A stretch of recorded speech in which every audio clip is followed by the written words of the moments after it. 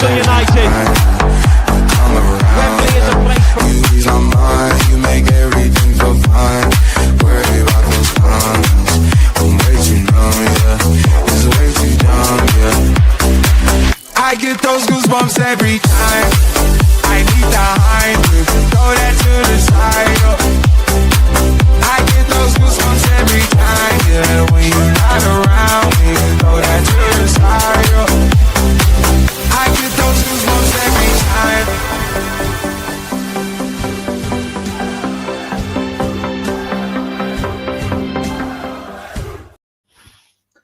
Good evening, everyone. We are back again on Loaded Mag NUFC for the big match preview. It is this time away days, and we're here to talk football. We're back. We said it last night on the Q&A. If you didn't watch that, go give that a watch after this show tonight. And we're back in business. Proper football's back.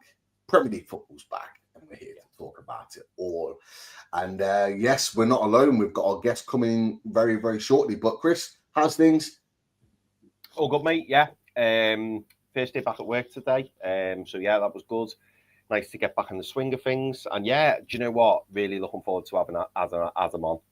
Fantastic fella. And yeah, good to be talking Premier League football again. We did. To be fair, I looked back on our Q&A show last night, which was just over 2 hours, wasn't it? We did a lot of international talk, didn't we? So it'd be nice to just get back to Premier League, get back to the grassroots stuff. But yeah, all good, mate. How are you doing? You all right? Not too bad, not too bad. Just work as normal, as it can be. Waiting for the week to dwindle down, ready for football at the weekend, the all important stuff over the course of a 7-day week. So, look, we're going to get into it, and as you said, we're going to talk Premier League football. People in the chat, make sure you get those likes up and nice and early. Of course, thank you for tuning in and watching us on Loaded Mag NUFC, and don't forget that hype button. Hit that hype button. Thank you for everybody that hits that hype button on our show last night. You can do it again on this show. Make sure you hit that hype button. That will allow more people to see our content. It spreads further and wider. And so the channel grows. And with the channel growing, great viewers like you already in the chat will grow as well. More important conversations all about Newcastle United. Just before we go, we've got, sorry to take the Kamal, finally caught alive. Get in there. Great to have you in, Kamal. Get a question in for Adam, get a question in for us whilst you are there as well. But look, we'll welcome in our guests. It's an absolute pleasure to welcome him in. You'll see him and you'll know him from Top Table Talk. But we're talking the big game at the weekend at the Amex. And it's a pleasure to welcome in together BHA's own Adam. Adam Edwards, how you doing, fella? Hello, gents. How are we doing? How's everyone doing? It's good to be back. We were just talking about this, weren't we? Thank God, the regular football is back. That's what we want. Back to some normality. That's the word. Absolutely. That's the word. Normality. Absolutely. And yeah, normality is Premier League football. And look, we've had you on here and there. I know obviously work's been busy over in the States for you, but Brighton, Hove Albion. Let's talk Brighton because, you know, they always have these up and down moments over the course of the season. And we are actually sitting identical in the league right now. And we're seeing our season, and look, Chris, I'll get you to share your thoughts on this, but I think generally Newcastle fans are seeing our season as kind of like a steady grow build season after a tricky start with the you-know-who situation over the summer. How do you rate your start to the season, Brighton? Like, how's it gone? Has there been any highlights so far?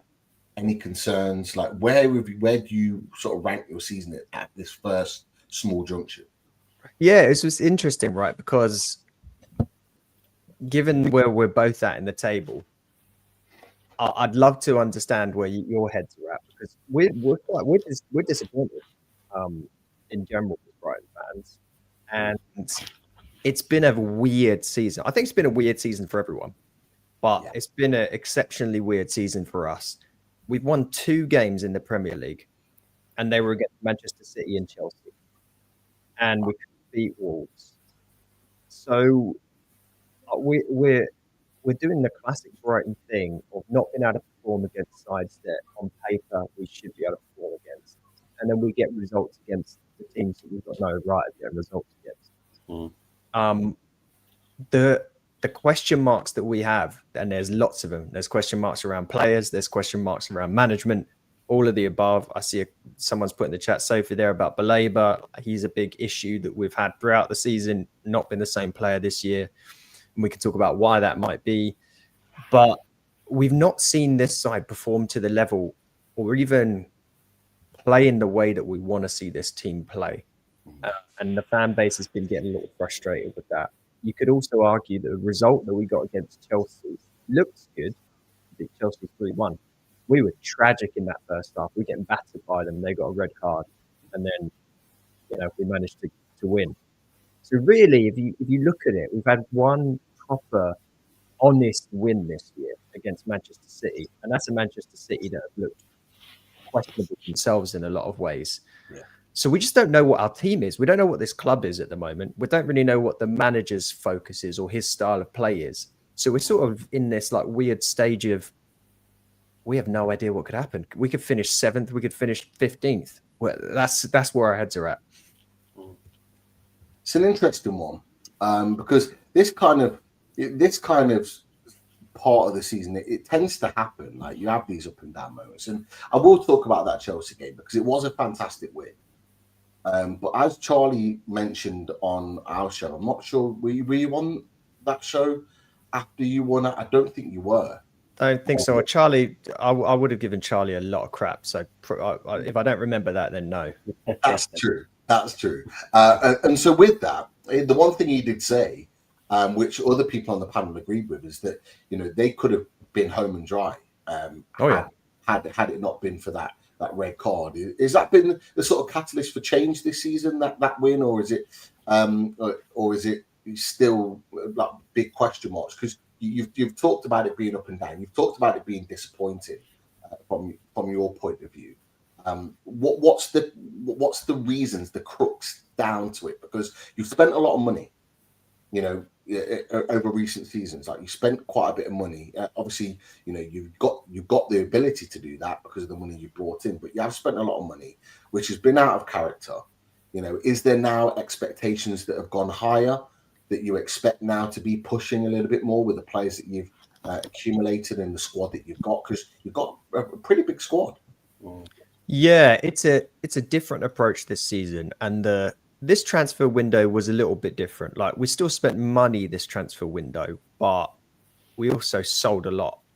So it was a net positive transfer window, right? When you sell João Pedro for whatever it was, 60 something million, we sold a Dingra, we sold Estupinian. Like we got a decent chunk of money in from players leaving, but especially João Pedro and Estupinian that I mentioned there. These were pretty established players in the team. João Pedro was one of our best, if not the best for stretches last year, players that we had. Estupinian for a little while, even though he didn't show it towards the end of his time here, for a year, he was one of the best left backs in the league, and he fell off pretty hard after an injury. But then the players we brought in an 18-year-old Greek lad who's played in the cup for 10 minutes. We bought a left back, Maxim Dekaipa, who's shown flashes of being really good, but hasn't locked down a starting position. Tommy Watson, right? We brought him in, barely played yet. So we signed all these youngsters, and the only player that we signed that is a really fully established player is Olivier Boscagli, who we signed from PSV in the Eredivisie. He's not played yet. So on our day, the squad that we put out there, in my opinion, is weaker than the squad we had last year. We are a weaker team.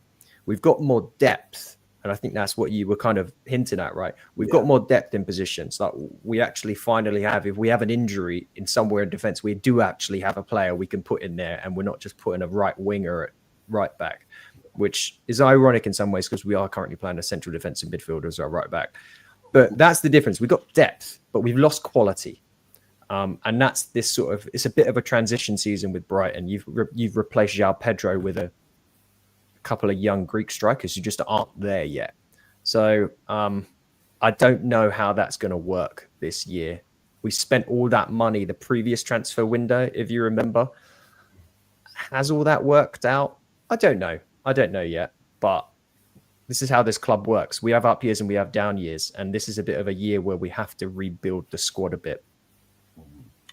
Chris, how have you seen Brighton from the snippets that you've seen? Because we don't always get to watch everybody else's team for 90 minutes. But, you know, I'll maybe rephrase it. What was maybe your expectations of Brighton going into this season and where they are in the league, joint with us on what, 9 points?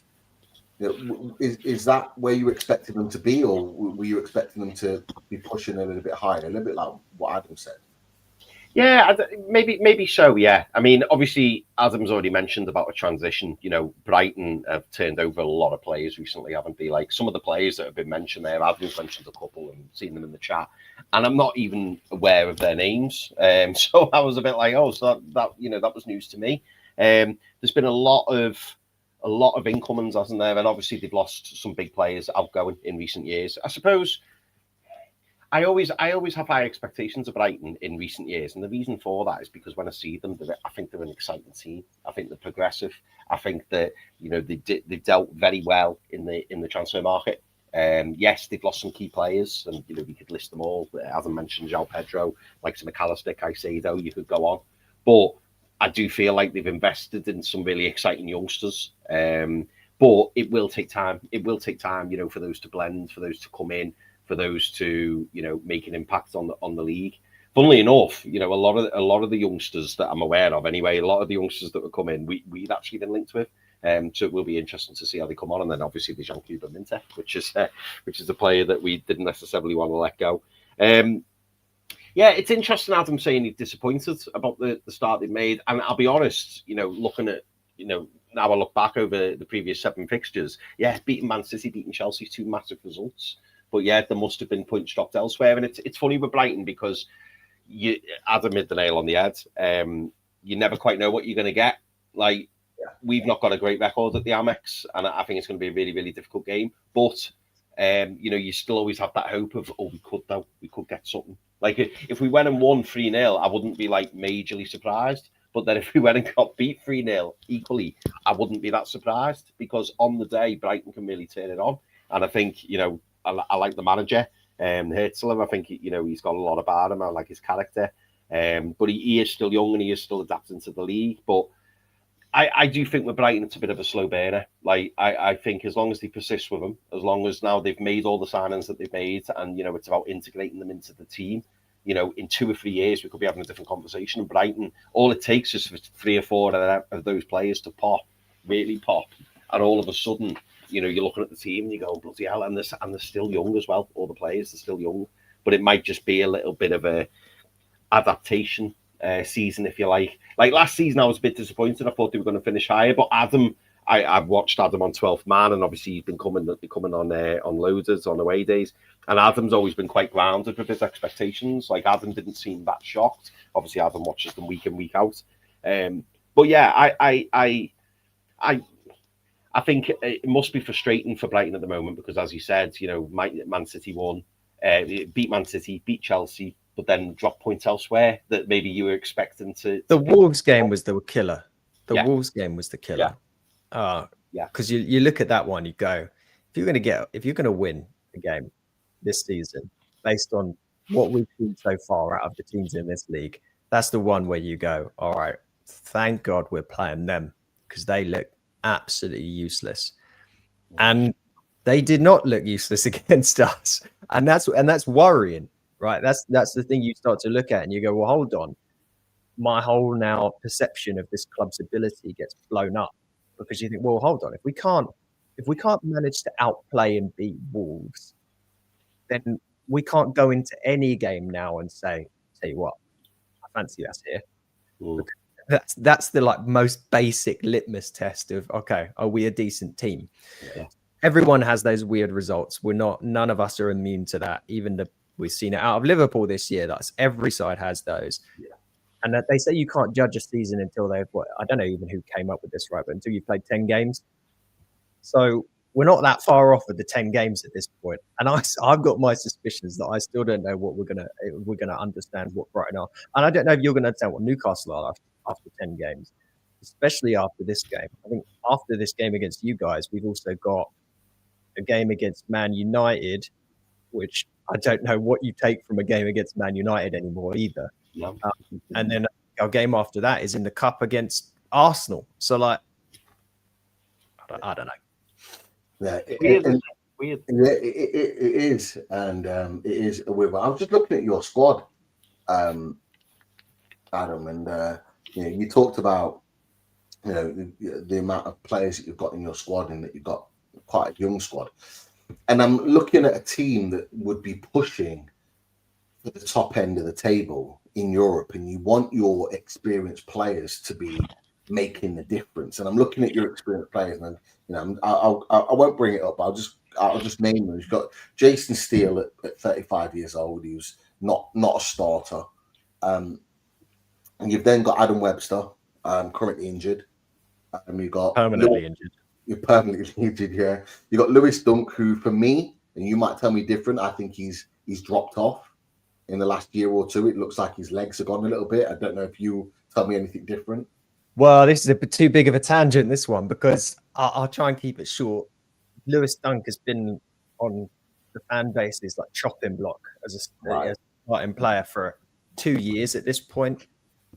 But everyone also loves him because he's been at the club for so long. And you never want to say, all right, it's time for the captain to go and sit down. And at the start of the season, he was playing really well. He wasn't playing like a liability. And now we started to see that some of these issues come back. Out of position, leaps into challenges, doesn't have the legs to get back and defend. Yeah. And someone mentioned in the chat where we've signed the depth we did sign in the summer was also in defense, right? So we signed Boscagli, who I mentioned. We signed a guy called Coppola, an Italian, massive Italian lad, to play centre back. So we've got a decent chunk of players that can play in that role, and we're still starting Lewis Dunk. So the fans are sort of sitting there. Every mistake he makes, everyone goes, well, hold on. You've got these quality players that you want to bring in. You're not replacing Van Hecker. He's starting every single game. Yeah. What are you doing? So we don't know how that one's going to play out yet. I'll carry on with the rest of the sort of experienced players in the squad. You've got Joel Veltman at 33, currently injured. You continue through. You've got James Milner at 39. I don't know how much he plays for you. It seems like he comes off the bench now and again, but at 39, is he really contributing a lot to your team? You might be able to tell me different on that. I tell you what he did contribute this season is he took a really good penalty, and we keep selling all our penalty takers. So that was, but in order for him to take a penalty, he has to be on the pitch. As you said, he's not on the pitch that much. Yeah. So he comes on he does that like, oh, we'll shore up a game with James Milner, or he comes on and enables one of the other players to get forward. Yeah. He's only going to do so much at this point, and you get the classic thing where people sort of have that perception that he must be a really good influence on the training ground, which I'm sure he is.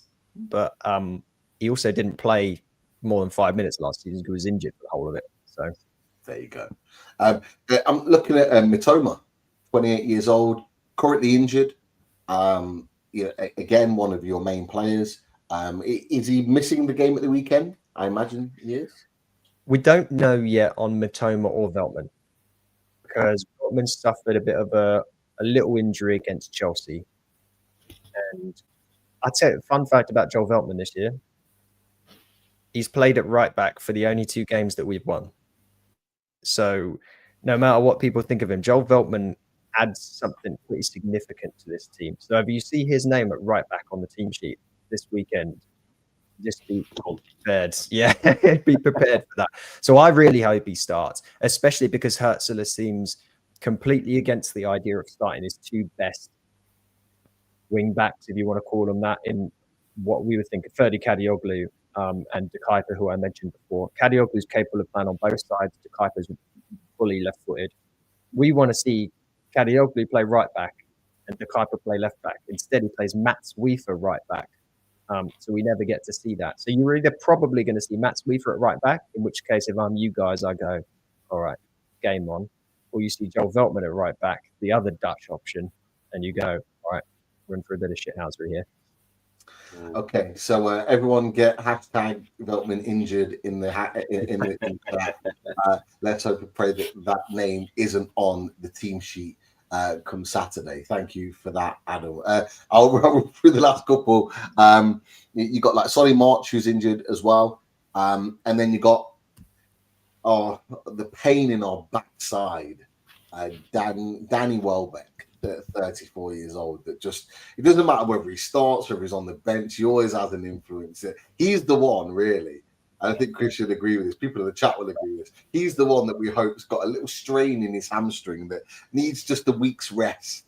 That he doesn't quite make the game on Saturday. That's the one that we're hoping for. But but you look at those names. The point I was making, they look at those names that I've just mentioned. Like, a lot of them aren't contributing or injured or regularly injured, and so you haven't really got that level of experience to kind of rally round these young players. And yes, you can still win with young players, but you need that level of experience to kind of get you through. And that's what I'm kind of looking at with Brighton. I don't know whether Brighton fans or yourself would agree with that, but that's kind of where I see Brighton at the moment.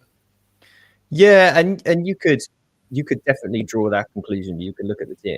It's a very young team, and also I think in part one of the reasons why Lewis Dunk continues to be put into that starting 11, because you do need that influence in there. If not, it's not all right. You've got a bunch of kids running around. The big issue we have had, though, to the point you're making, is that a lot of our experienced players have not been playing to the level we saw last year. So Danny Welbeck, and you're going to be very happy about this, has been a ghost so far this year. He's been absolutely rubbish. And I'm Danny Welbeck's biggest fan. I absolutely love every time he scores. I am ecstatic, and he had statistically his best season ever last year. Danny Welbeck at the ripe old age of whatever he was, 33 at the time. He has scored twice so far this year, and both those goals were against Chelsea, if I'm correct here. Outside of that, he's looked anonymous. He really has not looked like the same player whatsoever. Mitoma, not been good this year. Not been good so far either, which is even with the injury, we were able to move things about, and it didn't change a ton. When he's on his day, though, he's excellent. Do you think, just on Mitoma really quickly, do you think that £90 million move that didn't go through in January, do you think that affected him in any way? Because that was a monstrous deal that I am still to this day absolutely baffled that Brighton didn't take. Do you think that's played on his mind a little bit? Has that affected his form in any way? Maybe, and someone mentioned he did get injured, and he was out last game. I'm trying to remember now because we had to play we ended up playing Minte on the left, which I don't necessarily want to see happen again. I think it's hard to imagine that didn't impact it. That's going to mess with anyone's psyche, I bet. And it was less of Brighton saying we didn't want to accept that, and more Mitoma saying he didn't want to go to Saudi. Mitoma still feels like he wants to be able to play at the top level in Europe. And I think if he were going to move, I know there was some loose rumours about Bayern Munich at one point. I think he would go to another big club in Europe as one last thing that he does. Because everyone seems to think with Brighton, we always sign these young players or the really old ones. And everyone forgets Mitoma was a little further along in his career than where we normally sign. The problem with him as well, right, is everyone knows how good he is potentially. So they double cover it. So you end up getting the centre back drift over, the right back comes in and basically man marks him, and sometimes you'll even get the right winger come back and sit there as well. If you don't get the proper overlap from the left back, which we haven't truly had in every game this season, and you've got a Danny Welbeck who's not performing, or you don't have a proper number 9, because if Danny Welbeck's not performing, who are you going to play? Yeah. He doesn't really want to play number 9. You've got the two young Greek strikers that we've got that not proven at all yet. Well, great. I'll just go on Mark Mitoma then instead. And that's been part of his problem as well. And you haven't really got a main goal scorer, have you? Because like they all sort of chipped in. Like Matoma got, I think, early double figures. I think Welbeck got early double figures. I think Pedro got around 10, 11 goals last season. They're all kind of like part way chipping in together, but you haven't got that out and out goal scorer. So if Matoma's not fit and he's not playing well, if Welbeck's not fit and not playing well, I mean, you can argue, you can give him a little bit of grace. Welbeck, because he's 34, he's kicking on in his career. But when you're putting that sort of pressure on a team, Chris, like it's not ideal, is it? I mean, it's great for us thinking about this going into the game, but it's not ideal for someone like Brighton who need to be scoring goals when they're playing the football that they are. Yeah, absolutely. I mean, all I kept thinking when you were talking about that was Evan Ferguson. I know obviously he ended up at Roma, didn't he? But funnily enough, Brighton. We talked about all the signings that Brighton made. And yet they do now we're talking about it now. Yeah, they do seem a little bit light up top, don't they? Because they've got those two young strikers, which is great, and certainly ones for the future. But as Adam said, if they're not ready, it's almost like, well, if there's no Danny Welbeck, we know there's no João Pedro, and you've got the two young lads. Well, who's going to come in and really be that, that marksman, that person to get you 10, 15, possibly 20 goals in a season? It's difficult, isn't it? It is difficult. I mean, if the goals are being shared amongst, the team, that's great. But it's hard, isn't it? Especially when you've got a big squad, because if there's a lot of rotation and players are coming out, coming in, you're picking up injuries, you've got suspensions. It's trying to get that flow, isn't it? Getting that, 10, 15 run of games where you've got your main man up there. And we've not had that. 34, it's not going to happen, is it? No, it's probably not. I think maybe we saw like a Danny Welbeck swan song last year that at some point it's gonna stop happening. I will say though, I've given you a bunch of the sort of here's the issues that we've got in the team, but there are also some things that have been keeping the lights on. Like I know people's brought him up, and you won't want to hear it, but Minte has been far and away our best player this year. He's been excellent. Looks like every time he gets the ball, firstly, they're force feeding him the ball. We've spent the last 3 years funneling all of our game down the left-hand side to try and get Matoma involved.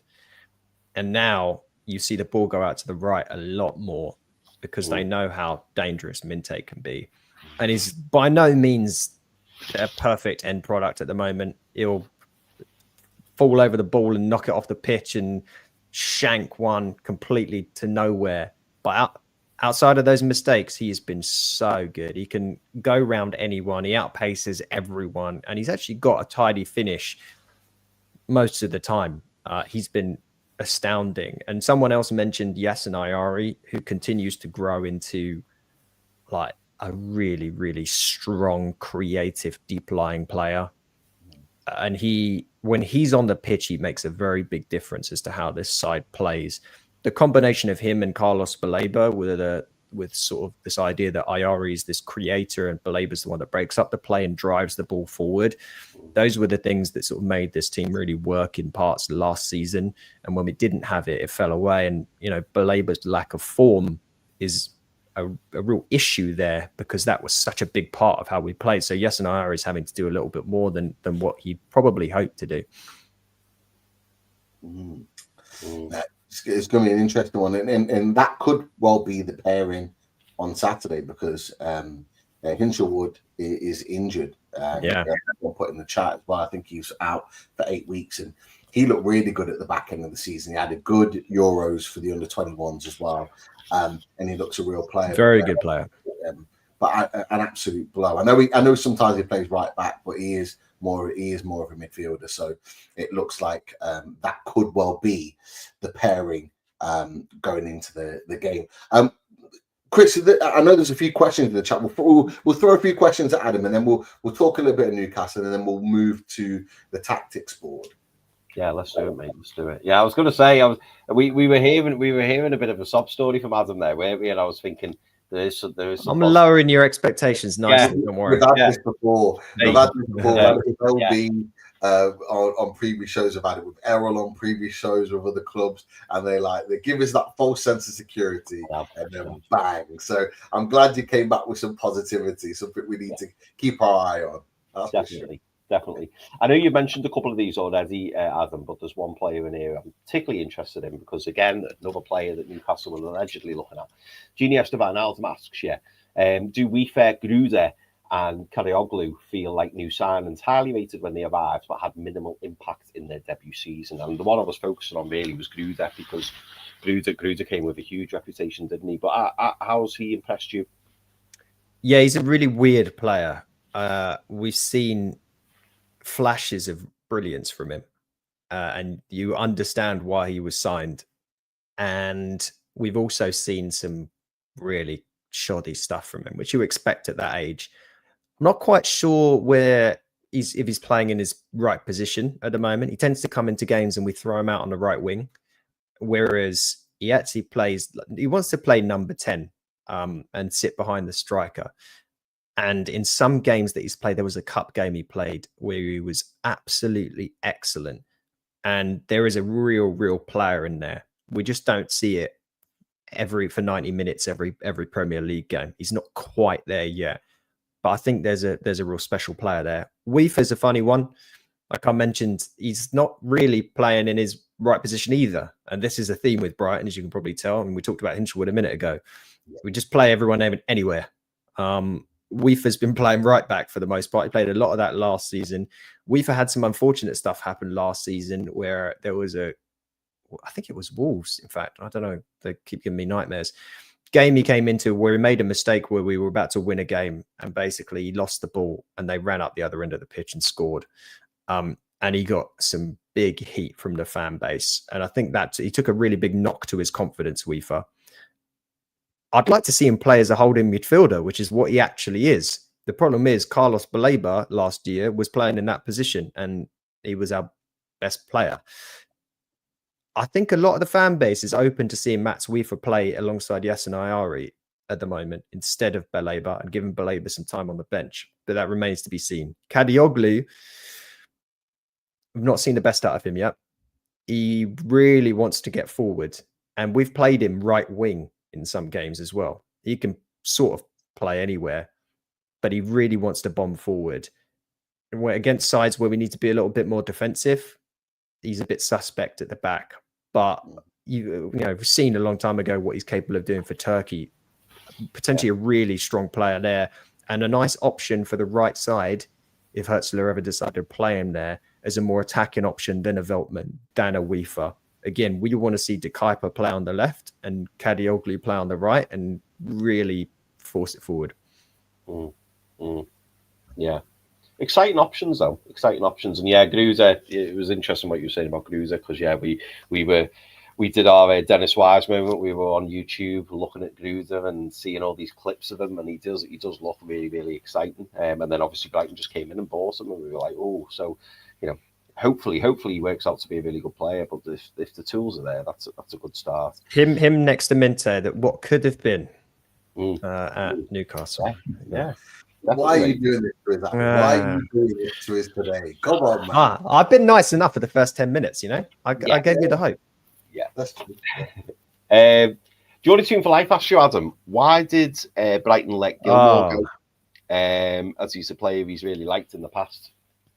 Yeah, I'm not the best person to answer this question because I loved Billy Gilmour, the Scottish Xavi. I'm still confused by this one. What I hear that the defense behind selling him was that he didn't really fit in the role that Brighton wanted him to play.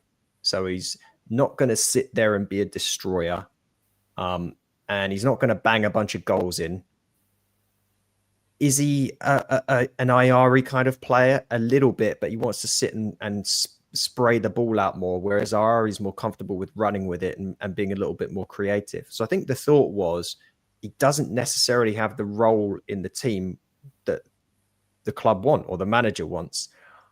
I still disagree with that. And I think he's an excellent player and I would happily have him back in the team, but he's, winning trophies with Napoli at the moment. So can I just add to that really quickly with Matt O'Reilly? Do you think that might go the same way? He's gone to Marseille because he's only there a year. Yes, maybe to give you some more hope as well. for just general football fans, because everyone looks at Brighton and goes, "Oh wow, that's that transfer model, the way they sign players and they find these diamonds in the rough. I want that." We also sign players that do absolutely not work out. They just don't get the same level of headlines, and he's one of them. Matt O'Reilly is one of them. I've never seen a man's legs move so slowly than that man's. I'm so confused by it. I understand what they saw in him. He's a tall guy. He sort of like strides across the pitch, and he looks like a guy that should be effective. He never did anything at any point. It felt like for us, and every time he played, you were like, there feels like there's a hole in the pitch where he's playing. And he's gone over to Marseille under De Zerbi, and De Zerbi came out immediately and said some stuff about him, how he's not playing to the level he wants him to play. But he's still playing some football at the moment. I don't think we'll ever see him come back and play in a Brighton shirt again. I think he's gone. He'll either move permanently to Marseille or they'll shift him onwards. Okay. Interesting. Tom Dixon's asking you, Adam, where do you think Brighton will strengthen in January? If you do strengthen in January, where would you be looking to strengthen? Well, it depends a lot on what happens with the previously mentioned Carlos Baleba, because I see a scenario where Carlos Baleba leaves the club in January, which is unlikely. Brighton tend to not do business in January. But if they're not happy with him and he's playing like crap, and he has been, I could see them compelled to do something and get rid of him then. At which point you then look a little bit more lightweight in central midfield, and they might need to fill in the gaps there. Outside of that, the boring answer is I don't think they're going to do much. We rarely ever see much in January. I think last January, we normally make pre-signings. So we'll announce like someone's coming in the summer is the thing that they normally do to keep the fan base happy. Yeah. We signed like Aaron Cashin was a January signing. Another one on the list of failed Brighton signings. Central defender from Derby, played like 2 games for us. Tragic, and has already gone out on loan somewhere. So we avoid the January stuff normally. Yeah. And then I suppose, yeah, you briefly touched on this earlier. I think you did anyway. Sophie B asked you, do you think Hertzler will last the season? Heard rumblings that the fans are unhappy at the moment. So you mentioned at the very start, didn't you, that some fans are a little bit upset with the start of the season and think that maybe you've underperformed and not picked up enough points. Do you think that Hertzler is under a little bit of pressure? Do you think that they'll see him out for the season, or do you think that this could be his last? Yeah, and it's a good question, because a lot of people look at us and look at where we're at in the table, and they go, "Oh yeah, Brighton, they're there or thereabouts," and they'll go on and win a couple of games, and then they'll be somewhere between 8th and 12th, and that's kind of what we expect. So I'm sure the manager's doing a decent job. But no, there is absolutely large portions of the Brighton fan base that want nothing to do with Hertzler, and they want him gone. And that comes down to a few different things, but I mentioned it when we first started out. Under De Zerbi, you had a very clear mindset of what this team was trying to do in games. It was going to create these situations where you could just jet forward and make something happen, and he would play some really exciting football. Hertzler's game plan seems to be pass the ball to Minte and see what happens. And I'm sure it's more robust than that, because that's probably wouldn't be that great. But we don't see it. We still don't know what Hertzler's football is. And the weird part is that at his former club in the second tier in the Bundesliga, St. Pauli, he played a 3-back. And we fully expected him to come in, especially after the signings this summer. We're like, oh, hold on. We're signing all these central defenders. We're 100%. We're going to play 3 at the back, and we're going to have those wing backs that I mentioned play, and that's going to be the new shape. We've not seen that once. So we're confused there, because we want to see that. We want to see if he can adapt that to the Premier League, but he's not doing that. I think whenever you lose 7-0 to Nottingham Forest, your name is now permanently on a question mark list of, is this guy the right guy? Yeah. And I hate to do it, but I reference Hasenhüttl in these conversations, because okay, well, he survived one of them, but he didn't really survive 2 of them. And I don't know how if Hertzler is one big loss away from losing his job. I don't know.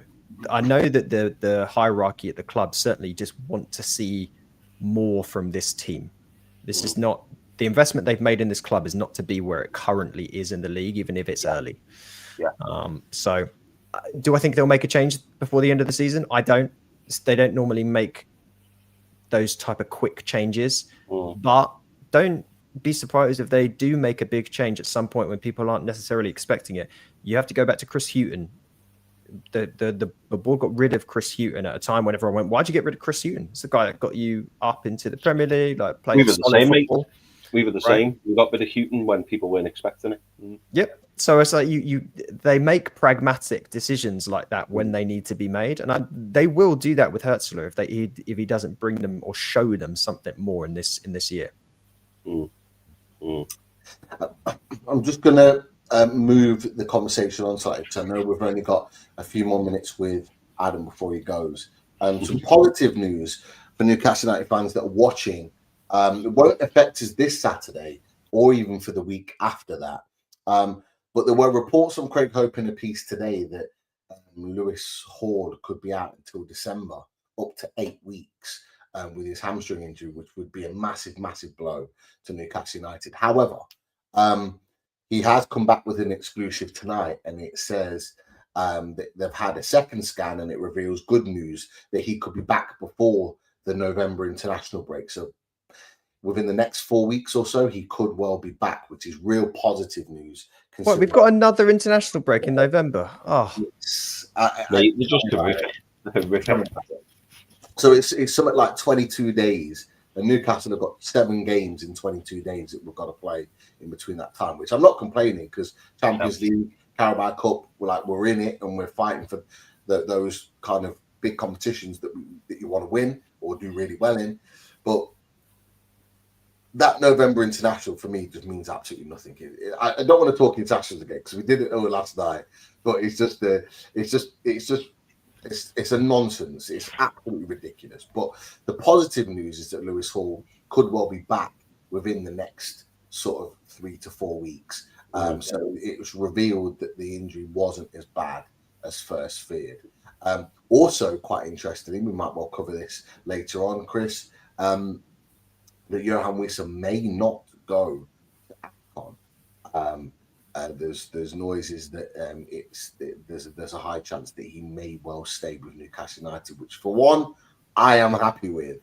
Yes, exactly what needs to happen. But we'll get onto that in just a second.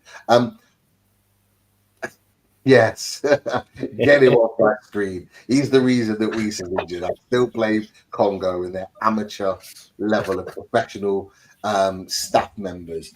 well, I don't want to. They can be amateur professionals, but if there are, Congo are them. I want to ask you about your other sign, if you don't mind, because I'm curious. I got to ask the Voltemada question, and I got to also ask you about the guy you signed at centre back. That sort of I feel like was a signing that went a bit under the radar, and he's been excellent, right? Between them both, considering you guys had at one point you were having the most tragic transfer window of like all windows in transfer history. I feel like with hindsight, you guys have come out of it in a pretty sweet spot. You know what? We got the Malik Chow deal got played down because the Isaac deal was front and center. Yeah. And we signed him for all that melee that was going on. The Voltemada deal was laughed at, whether it was in Germany or by opposition fans in the Premier League, because of how much we paid for him. And at this moment in time, the only ones that are laughing are Newcastle United, because Malik Chow has come in and hit the ground running. We had AC Milan. You'll know this, Chris. We had AC Milan fans laughing it off, saying 34 million. He ain't worth that. We've won that deal, laughing all the way to the bank, all the rest of it, yada yada yada. And now he's been talked about as like one of the best performing centre backs in the Premier League this season, and rightly so. So far in the season, Nick Voltemada for me has proven the doubters wrong. He's come in and hit the ground running. It's not easy to do in the Premier League.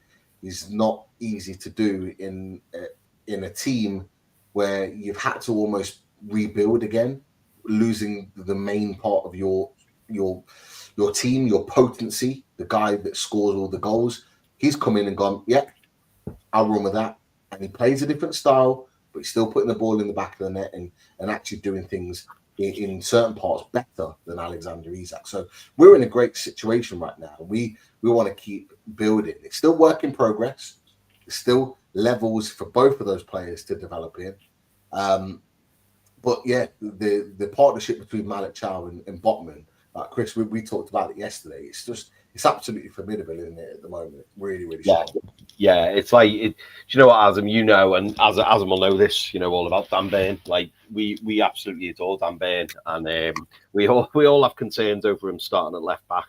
I was going to say, he's your left back now, right? We've got no one else for that. And we were a bit worried, Adam, because the Lewis Hall news was kept quite quiet. So we saw Lewis Hall on the bench a couple of times, and we were all saying, why is Lewis Hall not playing? Why is Dan Burn playing left back?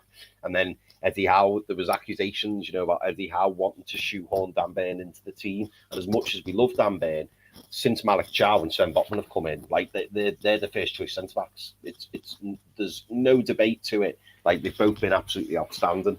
And we when we brought in Sven Botman, we had to prize him away from AC Milan, and the rumours were that AC Milan wanted to partner him with Malik Chow or perhaps Fikayo Tomori. But it's gone full circle, and then there was rumours of us being interested in Malik Chow. I think that interest went on for a couple of years.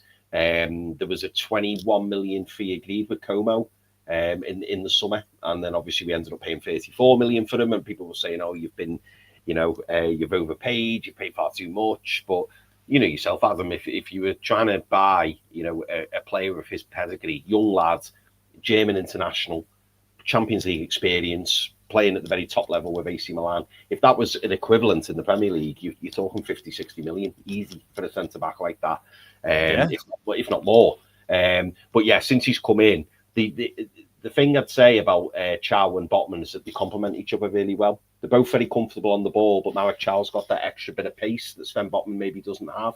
He's very comfortable at bringing the ball out, whereas Sven Botman is very good at finding those key passes. Sven Botman can bring the ball out, but he tends to sit back a little bit more and just play the killer pass, whereas Malik Chow will just come out with it. We've been like super impressed with him. Like, he's been so good. And now I would say, and I think Pete's already alluded to it, like, they're both undroppable. Like, they are one of the first two names on the team sheet at the minute. So yeah, it's been outstanding, absolutely outstanding. It's funny how Liverpool, in a roundabout way, have made it so that you have potentially a better team than you would have had if they didn't get involved. Because you could have easily, and I'm not saying he's a worse player, right? You could have Mark Gay at centre back and still have Isak up top.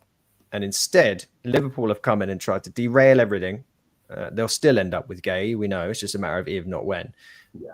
But I wouldn't necessarily say now, we've obviously got to play a lot more of the season, but I don't think people would look at your guys and say, oh, that's a massive downgrade if they continue to do what they're doing. So it's quite funny how it works out, isn't it?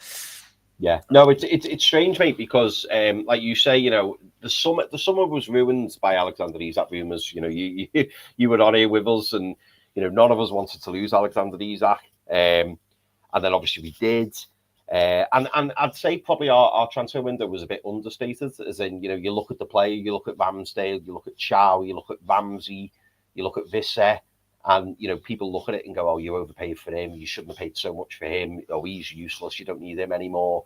This young AC Milan lad who was allegedly going for 21 and you paid 34, it did all look a little bit rushed. But then when you actually take a step back and you look at the squad depth and you look at the team now, like, and you'll see it when we do our starting 11s. Like last season, it was very much like, well, we've got about 14 players to choose from, so you could probably get the team most weeks as long as there's no injuries. Now we're almost a little bit like, oh, well, we could put him there, or we could play him there, or so we do have more options. And I think we've strengthened in terms of being able to compete on 4 different fronts. Yeah, you had to. They may not be. You may not look at the players individually and go, wow, wow, wow. But all of a sudden you look at the depth and you start going, well, we start. I mean, we looked at our squad, didn't we, Pete, at the end of the summer transfer window, and we were almost going, we've got 2 players for every position, and all of a sudden you go, and actually this is starting to look more like a deeper squad than what it was previously. And just to add to that, you know, we've got Johan Wieser out, 55 million signing, not even kicked aboard in a training session yet. You've got Tino Livramento out until the November international break. You've got Lewis Hall now out until the November international break. You know, we've got injuries. We've had Jacob Ramsey has only played 1 game for us, or a couple of games for us, should I say. He's now back fit and ready for Saturday. You know, but we've still managed, even with all those injuries, we've still put a team in. I am ready to go to war with them. You know it, Iniesta. We're still putting strong teams out and putting in good performances. Very hard to defeat or score against. Only Arsenal and Liverpool are the only 2 teams to score against us in the Premier League this season. Every other game has been a clean sheet. Nick Pope's top of the tree, 5 clean sheets this season. So you know we're still able to churn out these performances even with the injuries.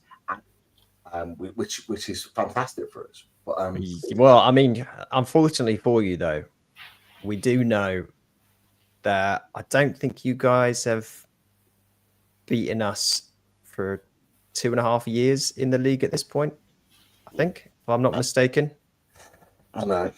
And I think it's, what is it? When's the last time you had a clean sheet against us? 2020, August 2022, and it was a 0-0 draw. Having 0-0s, yeah, we had like 3 0-0s in one season, didn't we? That was a little bit. That was a bit before, I think. But yeah, it's been. We'll see what happens. We'll see if history gets modified at the weekend. Yeah, definitely. Look, I know we've already overrun with you. We've literally got a couple of minutes before we let you go. I just want to bring up the tactics board, just so you can lay out your team of what you think it might be.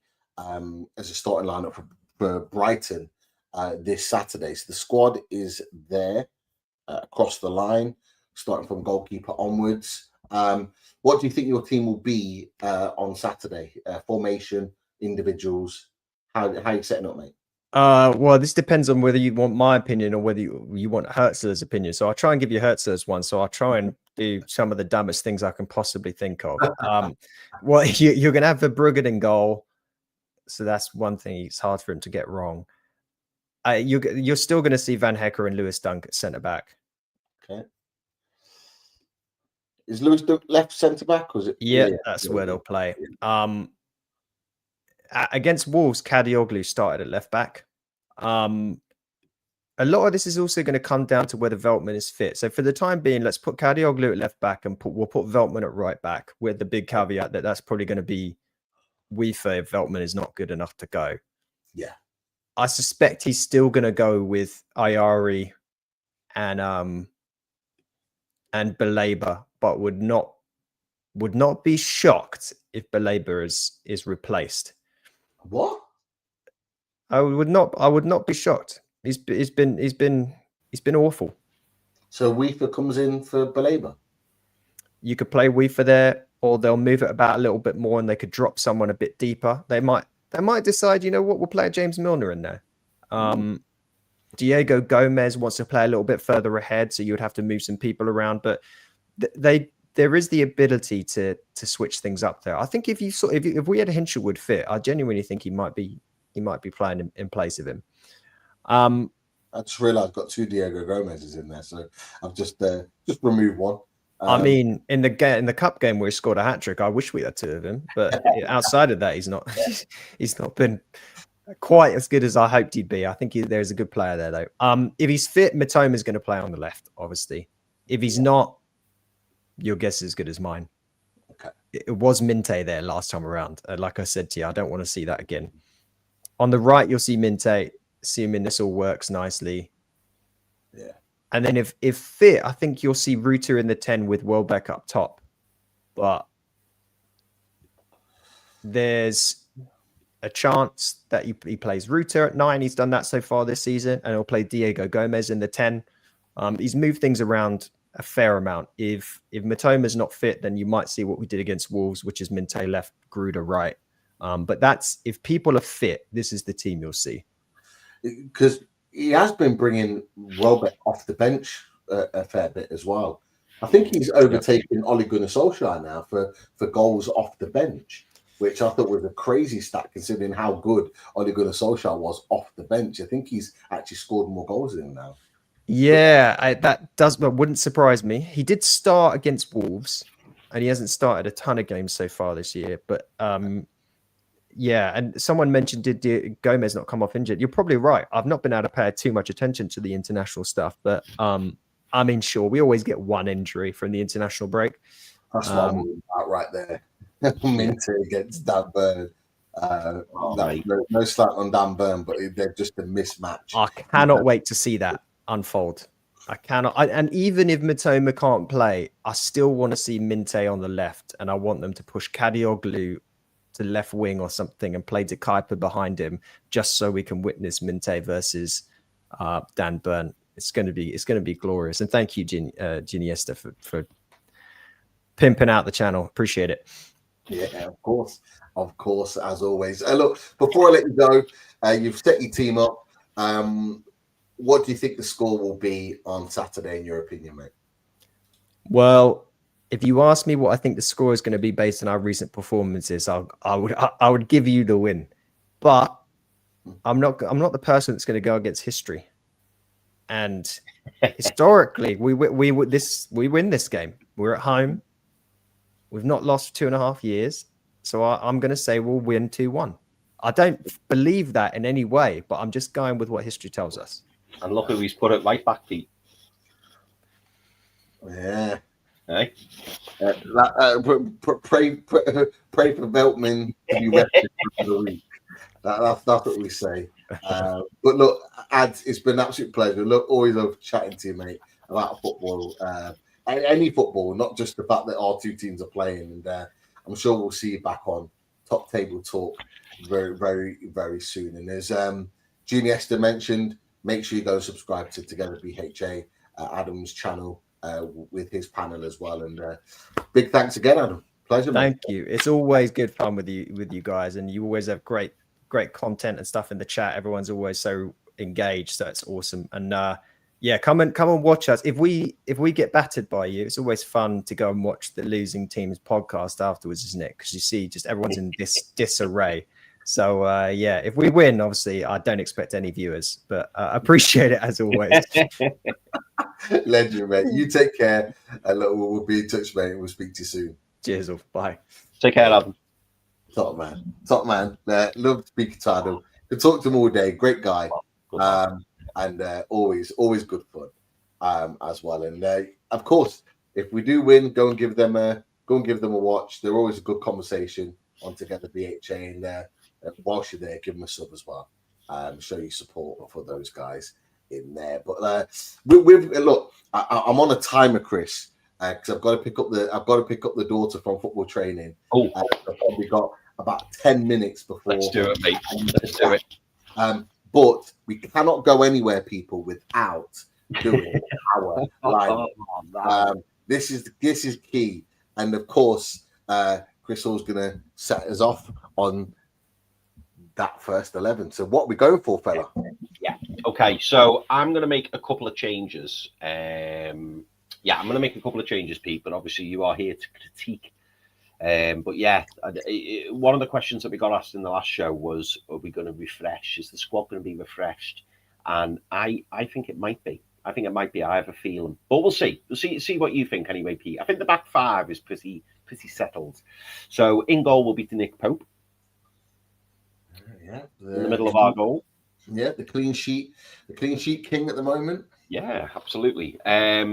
So right back will be Kieran Trippier. Trippers. The centre backs have to be Malik Chow and Sven Botman. Absolutely. And and by the way, I am going for a back four here, as you can see. That you could counter me, Pete, and say a back five, and I wouldn't be shocked with a back five away to Brighton. It wouldn't shock me, but I do think we'll go with back four. And I'm going to say Dan Burn left back. It does worry me. Yeah, it does me. Look, Dan Burn's a top player. We all know that. But at left back, it is very, very questionable. Up against Yankuba Minte, who, as Adam said earlier on in the show, how well he started and how well he's been this season, probably arguably easily their best player. So it worries me that those two come up against each other on that side. But carry on with your teammate. Yeah. And just to add in as well, Pete, the opportunity of playing 3 at the back or 5 at the back, depending on how you see it. I did toy with it, and I thought, well, who would play on the left? And I thought, well, it would have to probably be Kieran Trippier, who play at that left wing back position. And I just don't know whether that would solve the problem of Yankuba Minte, because I don't actually think it would. Because then you'd have, question marks around Yankuba Minte getting in behind Kieran Trippier, and then obviously on that left hand side of the back 3, he would be coming up against Dan Burn. So he could arguably leave us even more exposed.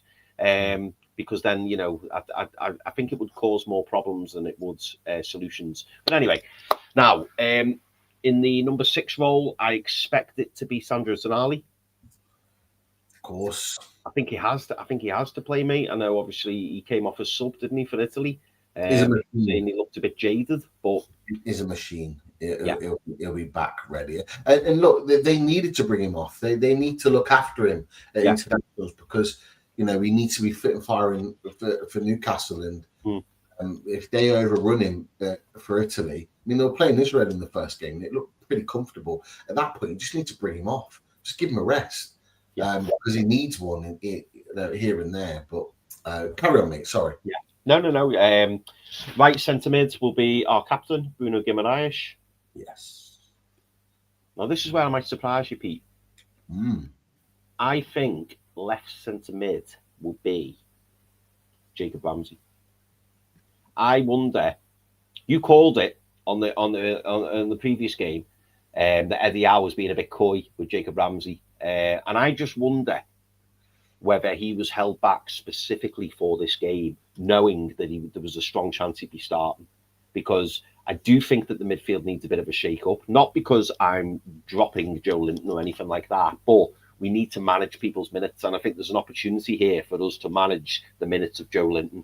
And I would argue, if you're talking about having a technical team, one of the teams that you would want a technical midfield against is Brighton. And for me, I think he might start Jacob Ramsey in this one. So I'm going to go Jacob Ramsey. Left wing, I think it'll be Anthony Gordon. Yeah. I think he has to start, and we need a big performance off the back of a good goal against Latvia for England. Up front, through the middle, Nick Voltemade. I think that one speaks for itself. Yeah. Now, in the right wing position, and this is my other change, I think he will go with Jacob Murphy. I think he will go with Jacob Murphy. Obviously, Anthony Elanga played for Sweden against Kosovo. I don't know if he started the game. I don't think he did. I think he came on as sub. I could be wrong, but I think he got a few minutes. But I just don't know. I don't know whether Anthony Elanga just needs a little bit of time off the team. Yeah, there you go, Genius. Thank you. Only paid 25 minutes. Yeah. I don't know whether he's going to go with Jacob Murphy. Now, interestingly, Sophie B's just said, isn't Jacob Murphy injured? I don't know. I didn't know he was. I'd need to see the press conference. But for me, yeah, if both fit, I would go with Jacob Murphy. I really would. Because I think it's important to get these balls into the box for Nick Voltemade, and I think Jacob Murphy's the one to do that. I don't think Anthony Elanga's in the best of form. Yeah, I'm going to say Jacob Murphy. But what are your thoughts, Pete? What do you think? You know what? I like that team. You kind of stole my thunder a little bit, because I'm with you 110% with regards to Joe Linton and Jacob Ramsey. That was going to be my my big change for this team. I think Ramsey will start. He's had 2 weeks of work in him. And you know what? I don't think this is just my opinion. I wouldn't be playing Joe Linton from the start because of his international exploits. I wouldn't be playing him in this game because I don't think we need his skill set for this game. If that makes sense. No. Historically, Joe Linton hasn't played well at the Amex or against Brighton for that matter, because I think it's a different type of game. I think we need a ball carrier. I think we need someone that's good technically with the ball at his feet. Yeah. I think we need someone that can break the lines. And unfortunately, I don't think Joe Linton offers that. And I think in games like this, against this type of team, he does go missing and his skill set isn't needed or wanted. It's not wanted, but it's not a necessity in this game. That additional physicality, you need runners, you need technical ability, you need someone that can break the lines. And I think that midfield three would be a really nice fit for this particular game. This is what Eddie Howe has to do. He has to find the right team for the particular game. You can't just be throwing the same 11 out just because it's arguably our strongest and just expect it to work, because some games and some teams play very different. So I would say that would be a really good move. Are you saving Big Joe for Benfica, Pete? I think against Benfica, his skill set is perfect, and I think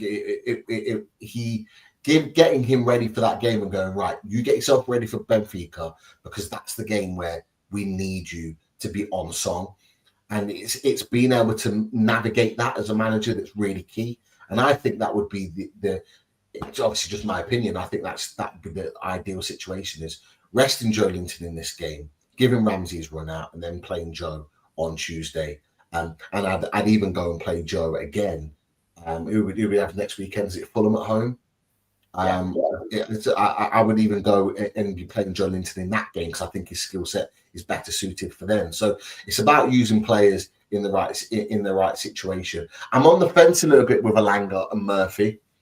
Not because of the injury, because he's had his Achilles problem for a while now, and it's been ongoing. But I think that I would want Elanga to play. Do Brighton play with a high line, Pete? Do we expect Brighton to come at us at the Amex? I'm assuming they probably will do. They won't sit deep, will they? Yeah, they're the home team. They'll come out and attack us. And I watched the Brighton Spurs game, and there were spaces in and behind that Spurs did exploit on the counter, and I would want and expect Elanga to exploit that, because Kadioglu is a decent left back, stroke left wing back, but getting forward, he's good. I think there's areas behind him where he can get exploited. I don't think he's the best defensively, and I think there's areas that Elanga could get in behind him and use his pace to his advantage. And I think going against Union SG, I thought Elanga had a really good game. I thought he played well. I thought he exploited those wide areas really, really well, and I want him to do the same again. And I want, more than anything, with all due respect to Murphy, because Murphy is a really good squad player and will come in and do good things. He'll continue to get assists and goals this season. But Elanga's the long-term solution, and I want him to start building up a relationship with Nick Voltermader. I want them to start continuing to make connections. And so I would personally go with Elanga. That's no slant on Murphy. I wouldn't be, if Murphy starts, I'd be like, okay, fine, let's go. But what I would do, just for the reasons that I gave, I think I'd want Elanga to start. But the rest of the team, yes, as expected, Chow and Botman. You mentioned about the back three. The only way I can see Eddie Howe going with the back three, because it would stop your Yankuba Minte having a back three and having a wing back coming in. But as you mentioned, there's no one that really can play that position other than Trippier. And I wouldn't personally put Trippier there. No, I wouldn't. But the only other way that you could make that work is if you went, in fact, talking it through, I might as well just. The only way it could work, and it's still not ideal, by the way. So I'm not saying I would do this myself. Is if he did this, that would probably be the only way. And he, as a wing back, is very defensive, which puts more pressure on him in this area to do that job and to link the play there. And you almost go like that. You know, he's more of a wing back, so he's in. Yeah, it's good. It's a good shout that actually, Pete. Yeah, because it gets Fabian's job at the team, doesn't it? Yeah, it's the only way that it would work. And to be fair, you could. Botman likes to play the centre of the three. You could probably do that because Managerial can play on the left as well. He's well versed and he's played there for AC Milan previously. So you and there's your pace. Yeah.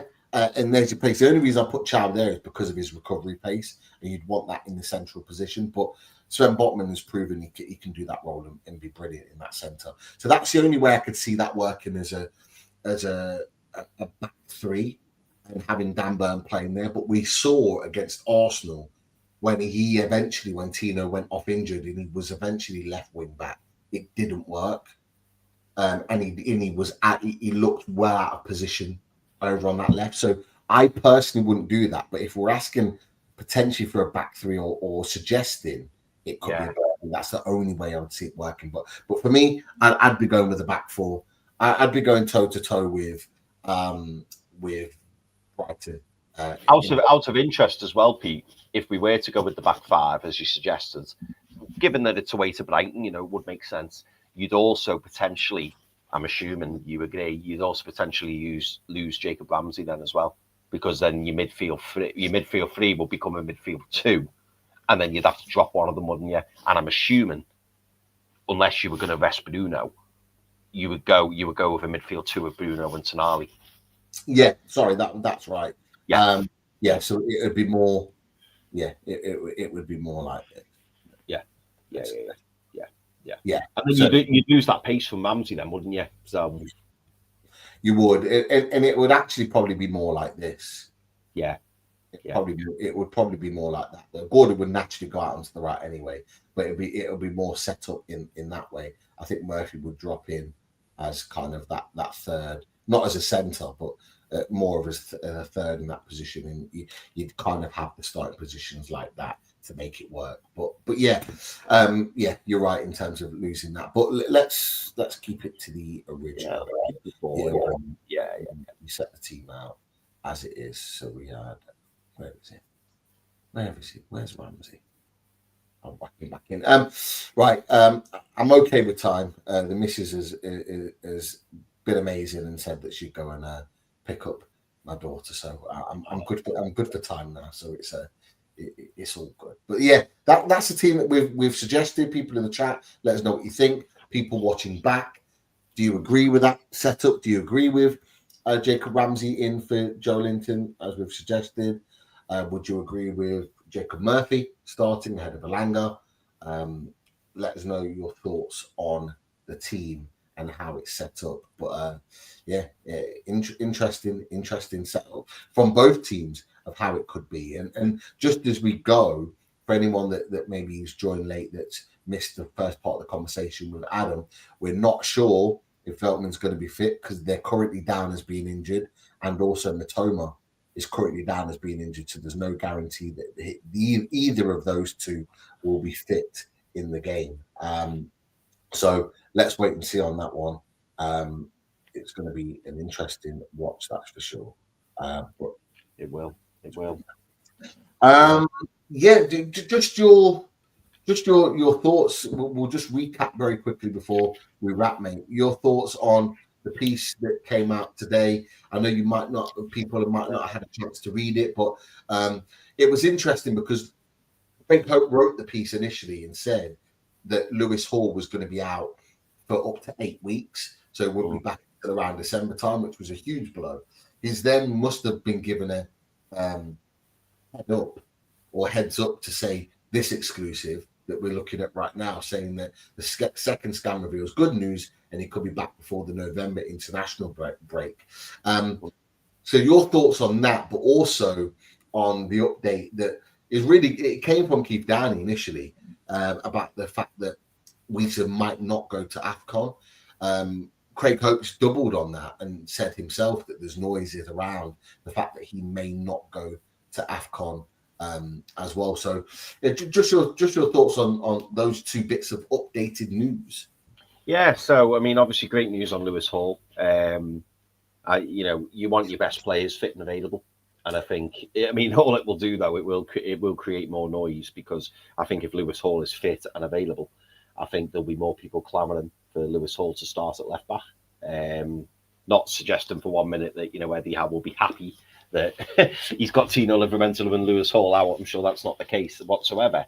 But it almost dispels any of those questions, doesn't it? Because Dan Burn plays left back when Tino Livramento and Lewis Hall aren't available. So it almost makes the decision a bit easier for them. So I think it gives him a headache, put it that way.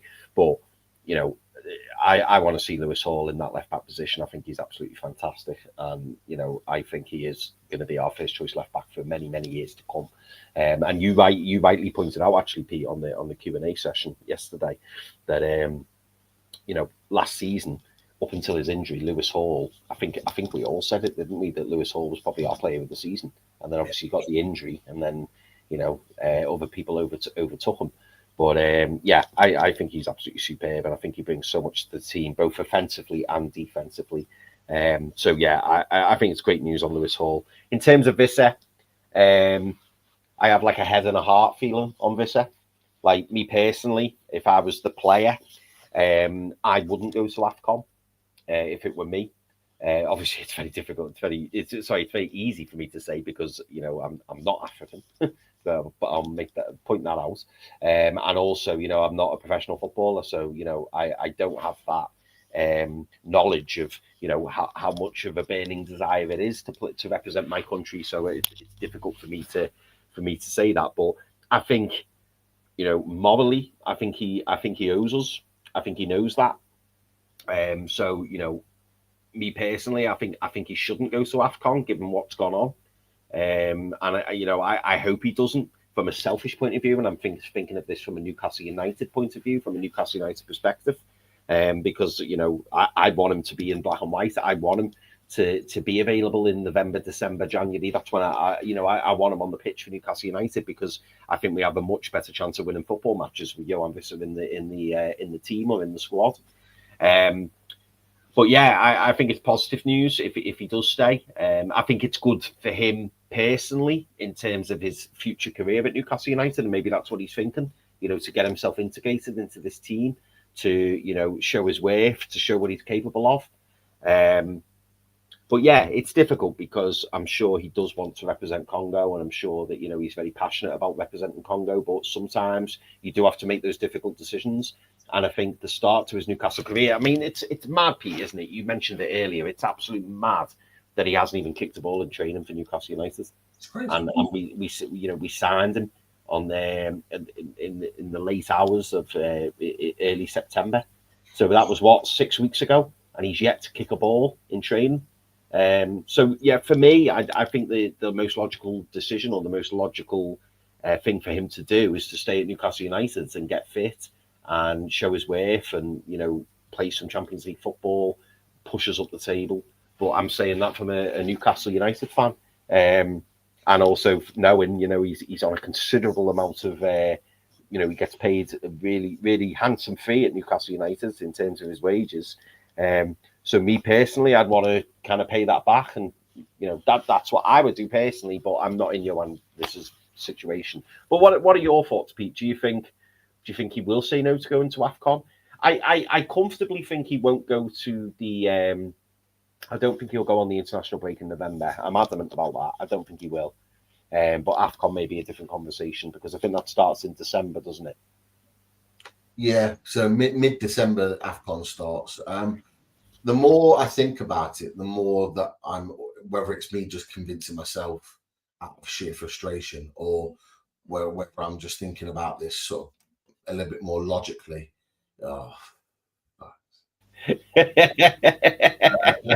You're thinking about this guy. Yeah. It makes me angry. I've got to be honest. It just makes me angry every time I see that face and think about that national team. That face makes me angry, man. But look, the more I think about it, and the more I think about it logically, I just don't see a world in which he goes. I know normally internationals always kind of reign supreme in this situation, but as you said, he pushed for the move. He was desperate for the move, but equally, Newcastle persisted with the move when they didn't have to. They could have gone and put that money down on Strand Larsen if they really wanted to get that deal done. They could have looked in another direction and got another striker. Loads that we talked about for the transfer shows. They could have gone in a different direction, but they waited for him. They pushed for him. They overpaid for him, and I think he needs to recognise that. As an individual and a player, he needs to recognise that. He joined us because he wanted to play Champions League football. He wanted to play at the highest level. He's got an opportunity to do that, but he'll have even less of an opportunity if he decides to go to AFCON. Now, I know there's an international reckoning and all the rest of it. I know they're in the World Cup qualifiers, and I think they played Cameroon. I think if they get to the World Cup, and you're right, I don't think he goes to the November internationals. I think Newcastle will absolutely put a block on that. But I think if they go through to the World Cup, I think he'll definitely not play AFCON. I think it won't even be a conversation. That he'll miss AFCON and obviously make sure that he's ready to. I'll be there for the World Cup.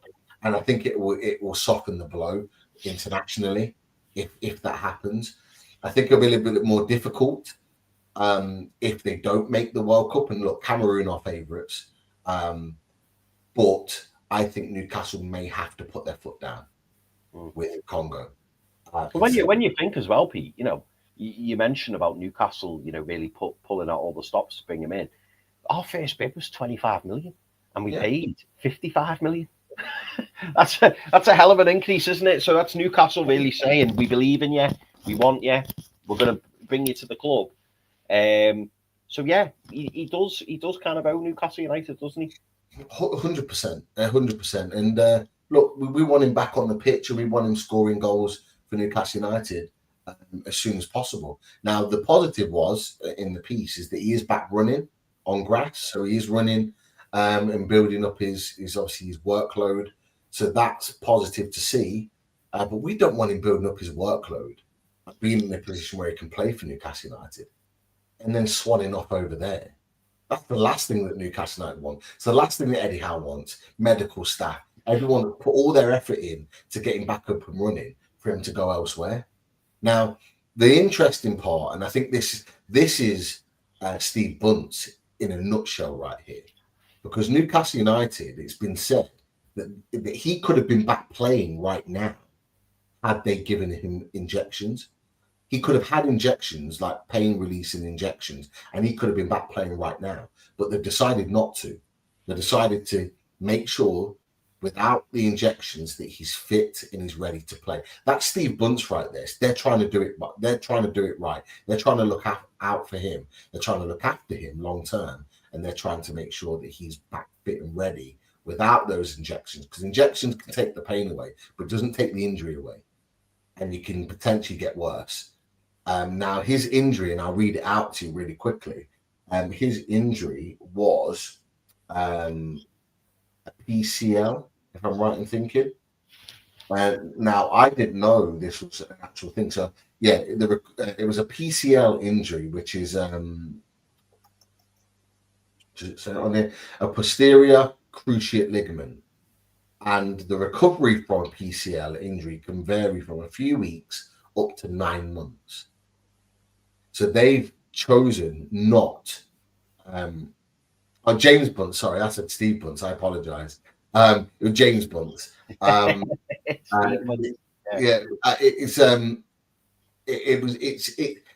can't take the risk. James Bunce, Newcastle United, Eddie Howe, Johan Wieser, we cannot take the risk on him being injected and then him getting an injury and be out for up to 9 months. It'd be an absolute nightmare. So look, we've done the right thing. We're doing the right thing by his injury. We're getting him up and running to be fit. He has to be fit. It's priority for Newcastle United. It's priority. Yeah. No, definitely. Because let's be honest, Pete, we're not talking about a 21-year-old who's got 12, 13, 14 years left in the game, are we? We're talking about a 29-year-old who, this arguably this is Johan Visser's big move. I think he spoke about it, didn't he, and said this was his opportunity. This was him getting that really big move that he's been after for such a long time, playing Champions League football, competing at the top end of the Premier League. And he'll want to be able to, stamp his mark. He'll have seen what Nick Voltemada's doing. Probably, delighted Nick Voltemada's doing that because it's taken a little bit of pressure off him. Because if Nick Voltemada hadn't hit the ground running like he has, people would be going, "Where's Johan Visser? 55 million? Why? What a waste of money." Blah blah blah. So, Johan Visser will not want to be forgotten about, but he will want to come in and and have an impact on this team. And he'll be itching to get going because, especially what Alexander Isak's doing at Liverpool, he will be wanting to come in and taking the plaudits and being the Newcastle number 9, coming in, scoring the goals and sharing the workload with Nick Voltemada. Absolutely, yeah, absolutely. So let's get him back a bit. Let's get him back playing for Newcastle United. But look, to end the show, let's get the predictions in. People in the chat, get your predictions in right now. Let us know what the score is going to be at the Amex come 5 o'clock Saturday afternoon. I'm going to let you go, Chris. What do you think the score is going to be on Saturday? We know that Adam said he thinks Brighton's going to win 2-1. He's got history with that. What do you think it's going to be, mate? Do you know what? It's a difficult one, this, because as Adam pointed out earlier, I didn't really think of it like that. Brighton have beaten Man City and beaten Chelsea, but then had disappointing results elsewhere. So it really does depend what kind of Brighton turns up. Yeah, that's an interesting one from Simon T. That would certainly put Herzl on the block, wouldn't it? But yeah, do you know what? My gut. I'd love us to win. I really would. And part of me was thinking 2-1, but I'm going to go with my gut feeling, and my gut feeling's going to say 1-1. 1-1. Yeah, I think it'll be 1-1. It's my gut feeling. Yeah, I am with Genie Esther. My initial thought, I could go 2-1 because it's a safe bet that both teams will score. But my initial thought for this game is that I think it's going to be an incredibly tight game. We don't concede goals, Pete. We don't concede goals. And I had it as a 1-0. I think it could be a 1-0 either way, and I'm going to back our boys to get the goal. Yeah. And I'm going to go. Scores? I'm going to go. You're going to go like good, aren't you? No, I'm Big Nick. And you know what? I've got a feeling it could be Big Nick from the penalty spot. Ooh. Oh, will Anthony Gordon allow it? I think Nick Voltemada has to take penalties now for Newcastle United. I don't think Gordon should be taking penalties. Look, I'm not. If Gordon takes it and scores, great. But I want my striker. I've grew up in an age. We've grew up in an age where strikers take penalties. Yeah. My striker has to take penalties, not Gordon. Yeah. So I want if we win a penalty, I want Nick Voltemada taking it. I wonder. Do you think they'll have a discussion around that, Pete? Will there be discussions behind the scenes? Will Eddie Howe be saying, if we get a pen, it's Nick's, or will Eddie Howe be going, well? Because we saw Eddie Howe come out, didn't we, and say, "Oh, Anthony Gordon's been working so hard on his penalties, and I'm really happy for him to take the penalties." Or is Eddie Howe just going to go, "You two decide amongst yourselves"? Me personally, I don't think that's the right decision. I think it needs to be made clear from the kickoff. If there's a penalty, he's taking it. Every club, every top club does it. Like I said, every top club. Chelsea have had their issues over the past, but most top clubs do that, have that conversation. So it's made clear beforehand who has the penalties. And to be fair, when Gordon scored against Union SG, Eddie Howe said in his presser, because Nick Voltemada wanted the penalty. He wanted those penalties and he went to get the ball, and Gordon took it. And I think Eddie Howe had said it was because Gordon had been given the designated penalty taker spot before the game. So that's what they've decided before. But I think now Nick's took the penalty. I think there's an argument there that he takes it on. It was a brilliant penalty. Brilliant. But so were Anthony Gordon's. Anthony Gordon's were two very good penalties against Union SG. So look, I'm just old school. I want my strikers to take penalties. I want them to be the guy. But look, Anthony Gordon, if he takes them, I trust him, particularly after his last two. I won't bet against him putting it in the back of the net. But yeah, I've got a feeling there's a penalty in here somewhere. I mean, because we're talking about it, and because, you know, I think as fans we'd all be watching it, and then if it got given, you could see it now, couldn't you? Get given, and then everyone would go, "Who's going to take it? Who's going to take it?" You could almost see it happening. You know, like the Wilson Isak situation when they were both on the pitch. Yeah. And then it was like, who's going to take it? And then Isak stepped up, I think, and missed. But yeah. Yeah, interesting. We shall wait and see. People in the chat, it's been an absolute pleasure to talk to you tonight and to get your comments, questions in. It's always a pleasure. Thank you for coming and joining us on Loaded Mag NUFC. All we ask on your way out is just click that like for us, please. We've got 140, 150 in the chat. Just click that like so we get 150 likes on your way out. And remember, please, and thank you for everyone that did it yesterday. It made a massive difference. Just click that hype button. The hype button is just underneath the screen where the chat is at the end of the show. You can just scroll across to the left and it brings up the hype button. The hype button also makes a massive difference. It gets us out to a bigger, wider audience so we can get more like-minded people like you in our chat talking all things Newcastle United. So hit that hype button, hit the like button. If you're new to the channel, subscribe to the channel. And yes, hopefully we'll be back talking all things Newcastle United, celebrating a fantastic win, and looking ahead to Champions League football midweek. How are we going to sign out, Chris? What are we signing out with today? It was Bruno yesterday. It was Bruno yesterday, wasn't it? Yeah. I think. Do you know what? I think it's got to be Eddie Howe, because Eddie Howe's got a difficult decision to make in terms of the lineup, hasn't he? And obviously, we're all anticipating his press conference tomorrow. So yeah, I think Eddie Howe, and I think Eddie Howe's got it, and I think Eddie Howe will be able to bring the points home from here. So yeah, you've heard it here. Hope he said it. The main man, Eddie Howe. We love him. And of course, we like that. Take care, people. Speak to you soon.